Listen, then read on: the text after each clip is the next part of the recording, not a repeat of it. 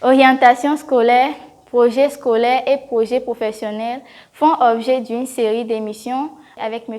Parfait Blandé, conseiller d'orientation qui a accepté nous informer afin que nous puissions faire les meilleurs choix.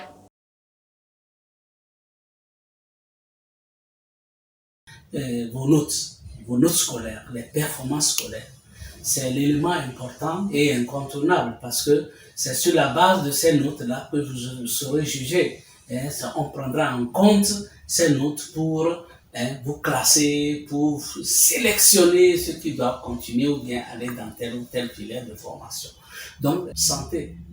Votre santé est primordiale pour planifier. La planification de ce projet scolaire prend en compte votre état de santé.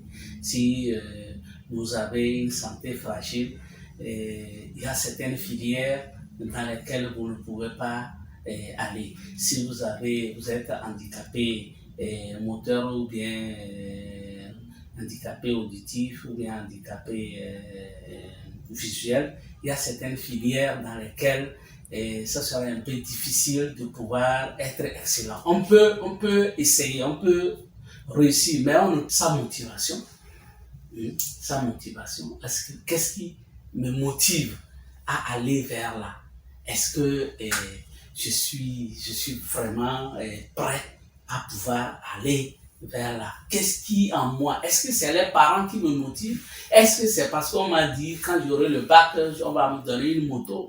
Ou bien que je vais aller aux États-Unis pour continuer? C'est ça qui me motive? Ou bien je me bats pour ma propre réussite? Et à travers cette filière ou bien ces séries-là, à travers une bonne planification. Est-ce que c'est ça? Et ça va en même temps, ça prend en compte en même temps les centres d'intérêt.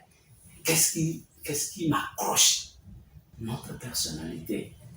Oui, je fais mon projet et je sais qu'il y a plus tard, quand je vais aller vers certaines filières de formation, on va exiger de moi que je fasse ceci ou ceci ou cela, mais je ne pourrai pas le faire ou bien j'aurai des difficultés à le faire, ce qui va agir sur mes performances scolaires et je n'aurai pas des bonnes notes comme il faut et par la suite, je ne serai pas pour certains concours, pour le recrutement, j'aurai des difficultés.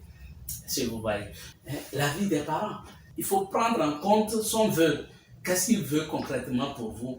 Et si vous n'êtes pas d'accord, les deux, alors là, vous commencez déjà par avoir un consensus en discutant et en argumentant, en collectant les informations suffisamment, vous aurez, ou en rencontrant des conseillers d'orientation. Les moyens des parents, il faut prendre ça en compte pour une bonne planification de son projet scolaire. Est-ce qu'il faut se déplacer ou bien changer? J'ai les aptitudes nécessaires pour pouvoir faire la telle série, mais je n'ai pas ça dans mon environnement. Est-ce qu'il faut se déplacer? C'est ça qui amène des fois les gens à se déplacer. La nationalité est un élément important qu'il faut prendre en compte dans son projet scolaire dès l'entrée en seconde. Dès qu'on met le pied en seconde, on commence par apprêter les documents nécessaires. C'est quoi en fait? C'est le projet professionnel.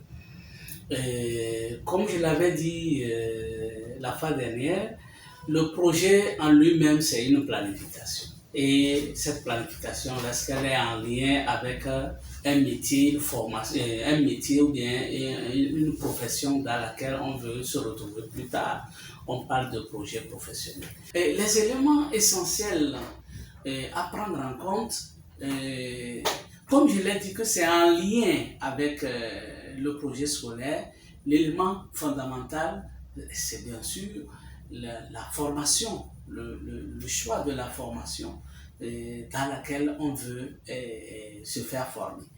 La connaissance qu'on a réellement du métier, la connaissance qu'on a du métier dans lequel on veut, qu'on aimerait exercer plus tard.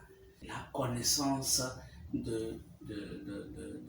du marché du travail. C'est la connaissance du marché du travail. Si tu ne connais pas que vaut la filière dans laquelle tu vas, c'est-à-dire que le métier qui est lié à cette filière de formation, que vaut ce métier sur le marché du travail, tu vas être major de ta promotion et puis devenir chômeur. oui, la politique en matière d'emploi, mais je crois que l'Agence nationale pour l'emploi au Togo fait ce travail-là.